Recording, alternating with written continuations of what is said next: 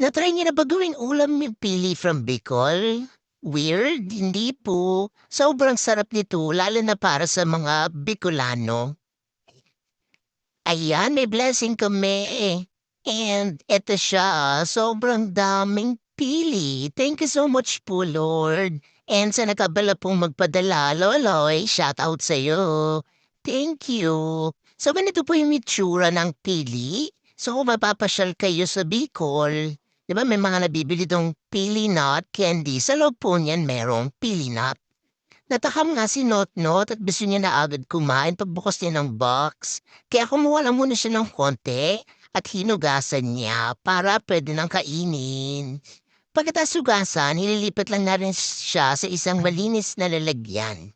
Then, lalagyan natin yan ng warm water. Warm, warm. Ayan. And tatakpan natin ng 5 to 10 minutes. Pwede na yan. Yun. Habang hinihintay natin, nagpe-prepare muna si Notnot ng sausawan. Ito daw yung pinaka-the best na i-partner doon para mas sumarap siya lalo. Sili, kalamansi at patis. After 10 minutes, tatanggalin lang natin yung tubig. Doon sa binabad na pili, then pwede na yan. Ganito yung pagbabalat niya, ayun yung tinanggal na buto, nandun sa loob nun yung pili nut. Di ko lang sure kung anong tawag, basta sa loob nun, papakita din namin sa inyo. Then yung kulay violet na tinatanggal nila dyan, ayun yung uulamin.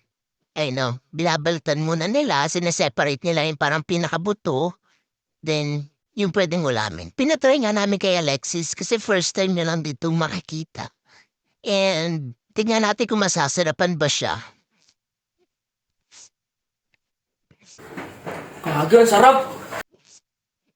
Oh, 'di ba? Ang sarap daw. First time niya lang 'yan, ha. Walang tapon dito sa pili kasi dun sa pinakabalat puwede mo pa siyang ulamin. Ito na yung itsura ng mga hiniwalay nila kanina. Pagkatapos nilang balatan yung pili nut, ayan.